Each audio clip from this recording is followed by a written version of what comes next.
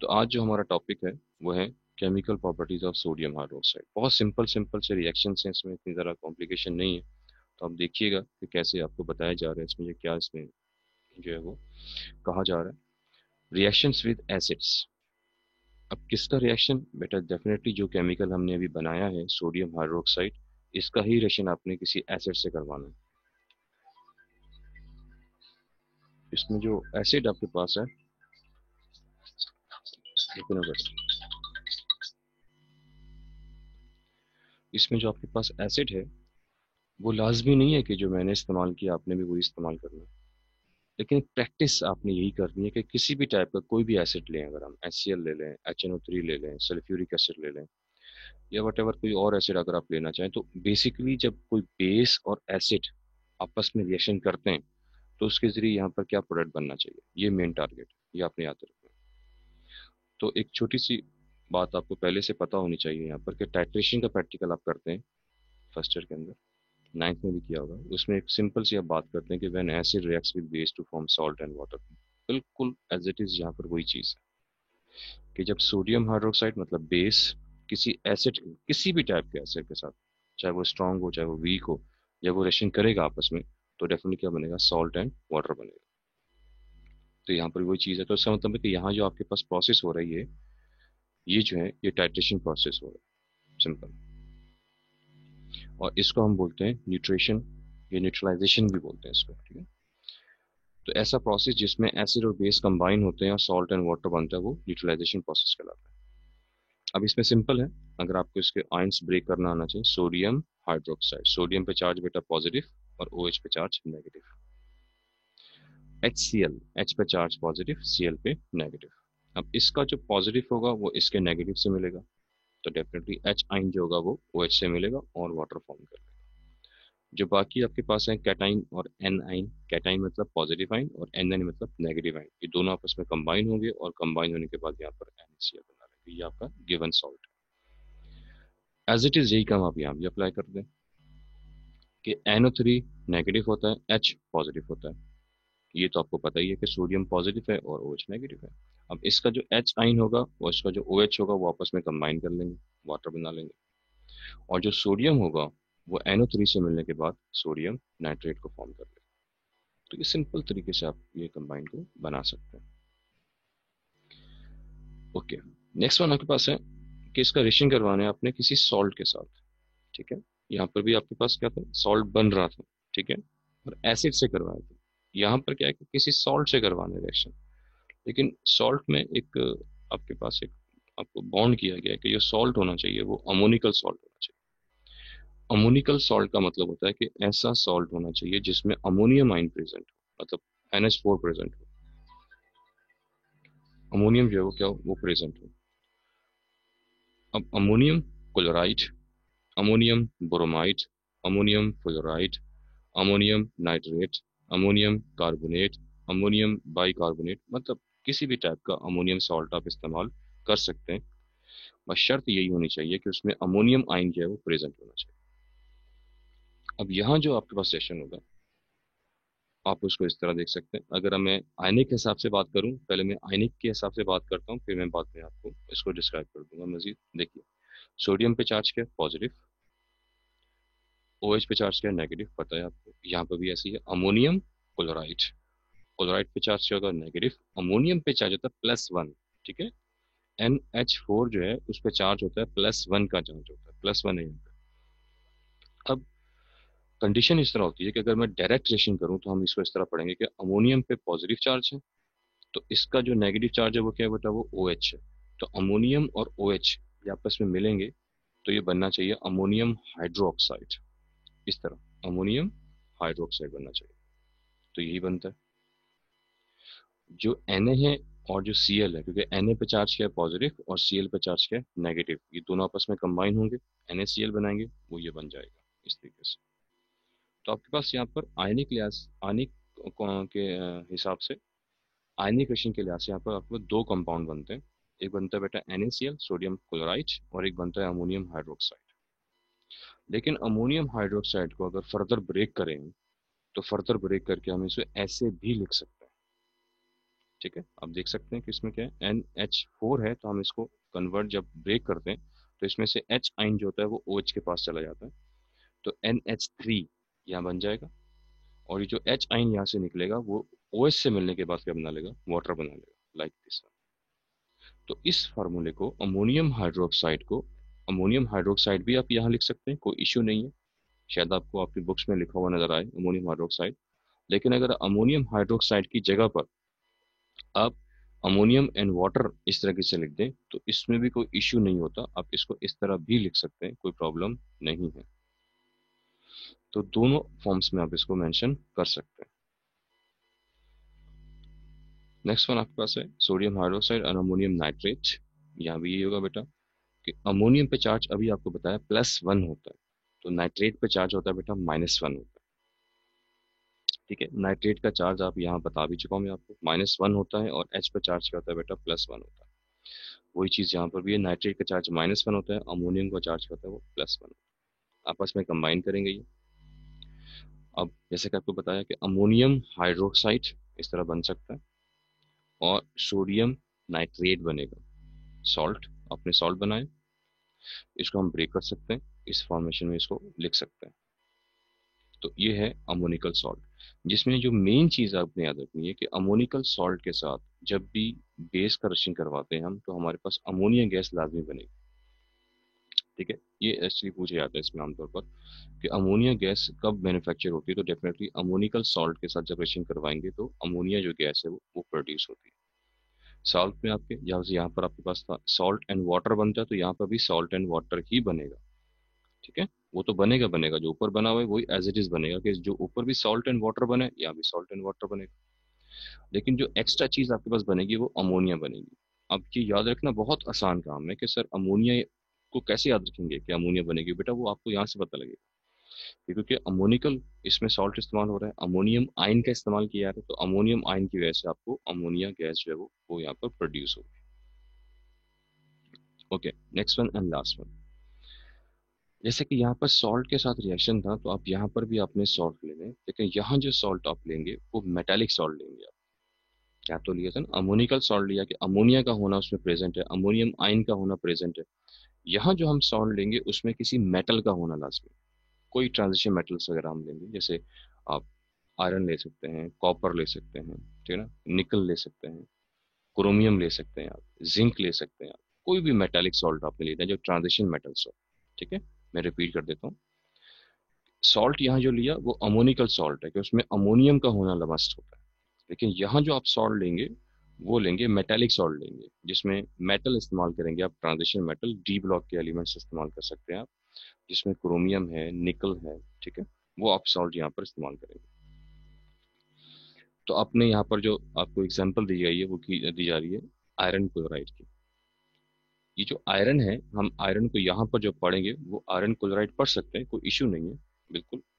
लेकिन अच्छी बात होती है कि इसका जो रियल नेम है आप उसके हिसाब से इसको प्रोनाउंस करें।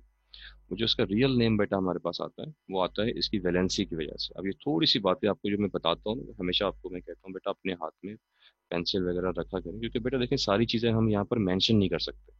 ठीक है, इसके ऊपर कि आपको पॉजिटिव आइन भी मेंशन करके दूं, मैं नेगेटिव आइन भी मेंशन करके दूं, वो तो बहुत ही फिर कॉम्प्लिकेशन हो जाएगी यहाँ।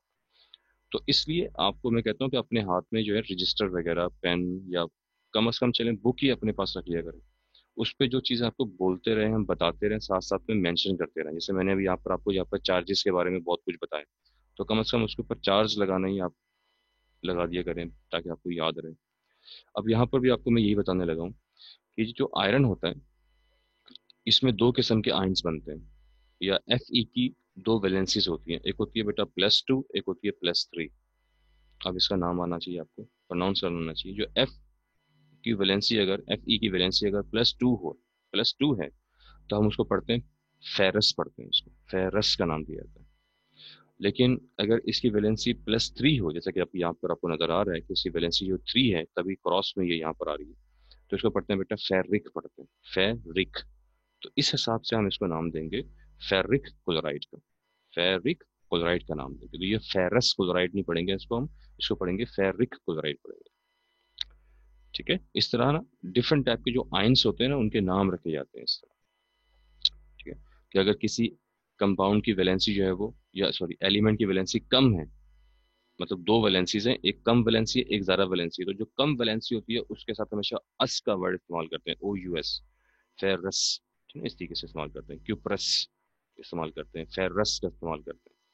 लेकिन अगर उसकी वैलेंसी जो ज्यादा वाली वैलेंसी है, एक नंबर ज्यादा या दो नंबर ज्यादा है, तो हम उसके लिए इक का वर्ड इस्तेमाल करते हैं, फेरिक, क्यूप्रिक, ठीक है ना, इस तरीके से वर्ड इस्तेमाल करते हैं। तो ये थोड़ा सा इसको याद रखिएगा। तो इसको हम यहाँ पढ़ेंगे बेटा फेरिक क्लोराइड। यहाँ बड़ा सिंपल सा काम होगा, कोई इश्यू लेने का नहीं है, मतलब कि वही आयनिकेशन होगा सिंपल तरीके से बिल्कुल, कि सोडियम और OH पे चार्ज आपको माशाल्लाह पहले से पता है, ऊपर से बताते आ रहे हैं। तो सोडियम पे पॉजिटिव चार्ज है बेटा, OH पे नेगेटिव चार्ज है, यहाँ भी ऐसे ही होगा। Fe पे पॉजिटिव चार्ज है, +3 का चार्ज है, और क्लोराइड पे जो चार्ज है वो -1 का चार्ज है, आपस में क्रॉस मल्टीप्लाई होगा ये, इसका पॉजिटिव आइन इसके नेगेटिव आइन से, इसका पॉजिटिव आइन इसके नेगेटिव आइन से मिल जाएगा। अब इसका पॉजिटिव आइन जो है वो सोडियम है, इसका जो नेगेटिव आइन है वो क्लोरीन है, बहुत कॉमन बात है कि NaCl बन जाएगा। अब इसका पॉजिटिव आइन Fe है, Fe+3, और OH जो है वो नेगेटिव आइन है। लेकिन आपको वैलेंसी से ख्याल रखना है यहाँ पर, तभी आपको बार बार वैलेंसी हाईलाइट की जा रही है कि Fe की वैलेंसी होती है बेटा +3 होती है, और OH की वैलेंसी आप यहाँ से शुरू से पढ़ते आ रहे हैं, OH की वैलेंसी जो है वो क्या है, वो -1।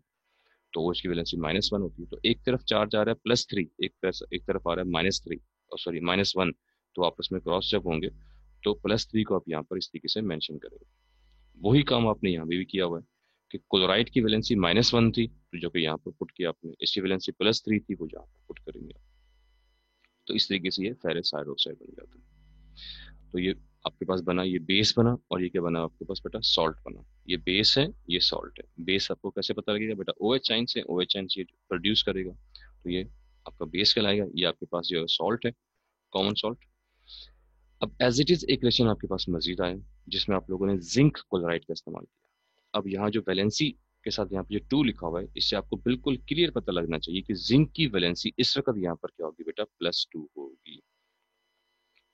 अब करेंगे इसका रिएक्शन, सेम काम ऊपर वाला, सोडियम और क्लोराइड आपस में मिलेंगे, सोडियम क्लोराइड बन जाएगा। जिंक एंड OH मिलेंगे, तो जिंक हाइड्रोक्साइड जो है वो मैन्युफैक्चर होगा। वैलेंसी अभी आपको मैंने बताई कि जिंक की वैलेंसी बेटा +2 होती है, तो +2 जहां से जो होगी वो यहाँ पर हम इसको यहाँ पर मेंशन कर देंगे। तो ये +2 यहाँ पर होगा, वो इस जगह पे मेंशन किया जाएगा। तो ये आपके पास क्या बना, सिंपल आपके पास बेस जो प्रोड्यूस हो गया ऊपर की तरफ। अब इसमें एक प्रॉब्लम है यहाँ पर छोटा सा, जो कि आपने याद रखना है, इस कंपाउंड के लिए याद रखिएगा। जिंक हाइड्रोक्साइड जो है वो बाय नेचर अगर देखा जाए, तो ये जो कंपाउंड है ये बिहेव करता है एज अ एसिड की तरह भी और एज अ बेस की तरह भी, मतलब ये एम्फोटेरिक होता है। एक होते हैं प्योर एसिड्स, कुछ होते हैं प्योर बेसिस। वो आपको फिजिकली तौर पर आप उनकी फार्मूला देखेंगे तो आपको पता नहीं चलेगा, लेकिन जब उनके केमिकल रिएक्शंस हम करवाते हैं तो देन जो प्रोडक्ट बनता है उससे, या उसमें जो केमिकल चेंजिंग्स आती हैं, या उसमें जो पीएच की जो चेंजिंग्स आती है, वहां से हमें थोड़ी सी इन्फॉर्मेशन मिलती है कि ये जो कंपाउंड है ये एसिडिक इन नेचर है या बेसिक इन नेचर है, या दोनों की तरह बिहेव कर रहा है, कभी ये एसिड की तरह बिहेव कर रहा है, कभी ये बेस की तरह बिहेव कर रहा है। तो फिर हमें वहां पर वो चीजें जो है वो कंफर्मेशन में आती है। तो जो फेरिक ऑक्साइड हाइड्रोक्साइड है, जो फेरिक हाइड्रोक्साइड है ये बेस होता है, लेकिन जो जिंक हाइड्रोक्साइड है ये एम्फोटेरिक होता है। लफ्ज याद रखिएगा, अपने पास मेंशन कर लीजिएगा बेशक, एम्फोटेरिक। एम्फोटेरिक कंपाउंड्स या सब्सटेंस वो होते हैं जो एसिड और बेस दोनों की तरह बिहेव करते हैं। जैसे वाटर जो है, वाटर को भी हम बेटा एम्फोटेरिक बोलते हैं, ठीक है ना, वाटर को भी हम क्या बोलते हैं, एम्फोटेरिक बोलते हैं, ठीक है ना। इसके अलावा एल्यूमिनियम के जो कंपाउंड्स होते हैं, जैसे एल्यूमिनियम हाइड्रोक्साइड है या एल्यूमिनियम ऑक्साइड वगैरह है, तो उसको भी हम एम्फोटेरिक बोलते हैं। तो जिंक हाइड्रोक्साइड जो है वो यहाँ पर एम्फोटेरिक की तरह बिहेव करेगा। तो एम्फोटेरिक कंपाउंड जो होते हैं या केमिकल जो होते हैं, उसके साथ अगर हम सोडियम हाइड्रोक्साइड को एक्सिस अमाउंट में, एक्सिस कहते हैं ज्यादा क्वांटिटी, पहले तो रिएक्शन हो गया, ये दोनों आपस में कंबाइन हुए, कंबाइन होने के बाद आपका प्रोडक्ट बन गया। अब इसी प्रोडक्ट के अंदर अगर हम एक्स्ट्रा क्वांटिटी सोडियम हाइड्रोक्साइड की डालते रहें, डालते रहें, डालते रहें, तो वो कहलाएगा एक्सिस अमाउंट कहलाएगा। तो वो एक्सिस अमाउंट जब इसके साथ कंबाइन होता है, तो कंबाइन होने के बाद एक कॉम्प्लेक्स कंपाउंड बनता है इस तरीके से, इसको हम बोलते हैं कॉम्प्लेक्स कंपाउंड बोलते हैं। इसका जिक्र इंशाल्लाह ताला चैप्टर नंबर 5 में काफी डिटेल के अंदर आएगा। कॉम्प्लेक्स कंपाउंड जो होता है उसमें डिफरेंट टाइप के यहाँ पर आयंस वगैरह फॉर्म होते हैं, जिसमें सोडियम पॉजिटिव आयंस होता है और ये पूरे का पूरा केमिकल नेगेटिव आयन कहलाएगा।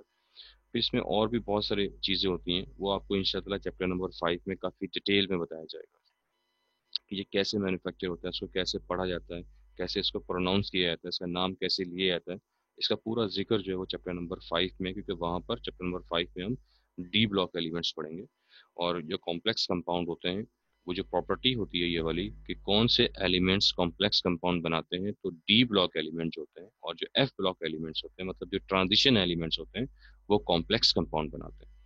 अब उसको हम कॉम्प्लेक्स कॉम्प्लेक्स का बार बार मैं नाम क्यों ले रहा हूँ कि आपके सामने है कि जो बाकी इतने सारे अभी आपने केमिकल्स पढ़े कितने आसान आसान हैं, उनके नाम कितने आसान आसान हैं, सबके नाम से आप यूज टू हैं। आपने वो केमिकल पहले देखे भी ना हो, नाम कभी सुना भी ना हो, लेकिन अगर नाम अगर लिया भी जा रहा है तो कितना सिंपल तरीके से आपको वो चीज़ समझ में आ रही है।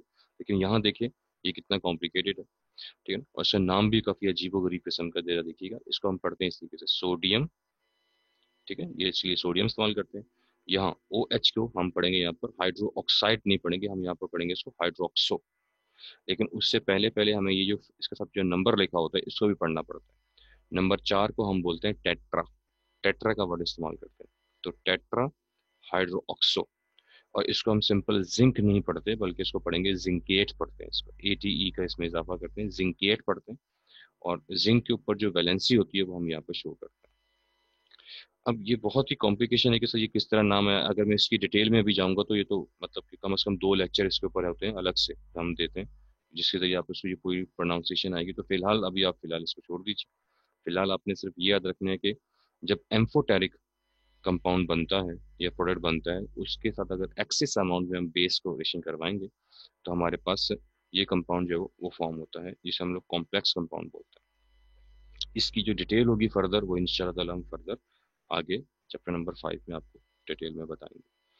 तो ये था आपके पास सिंपल केमिकल प्रॉपर्टीज बेटा, जिसमें उसने एसिड के साथ रिएक्शन किया, बेस ने तो सॉल्ट एंड वाटर बना। अमोनिकल सॉल्ट रिएक्शन करेंगे तो बेटा सॉल्ट एंड वाटर तो बनेगा बनेगा, लेकिन साथ में अमोनिया गैस भी बनेगी। और मेटालिक सॉल्ट के साथ करेंगे करवाएंगे रिएक्शन तो बेस बनता है और सॉल्ट बनता है, बेस एंड सॉल्ट बनता है। अगर एम्फोटेरिक बेस बना और एक्सेस अमाउंट में फिर अगर हम उसका इस्तेमाल करेंगे तो फिर हमारे पास एक कॉम्प्लेक्स कंपाउंड जो है वो फॉर्म होता है। ठीक, ये था आज तक का लेक्चर। इसमें कोई प्रॉब्लम अगर आपको हो तो आप नेक्स्ट क्लास में मुझसे वो पूछ सकते हैं, क्योंकि अभी तो टाइम नहीं है, लेकिन नेक्स्ट क्लास में आप मुझे लेक्चर शुरू करने से पहले इसको आप मुझसे पूछ सकते हैं। और इसके अलावा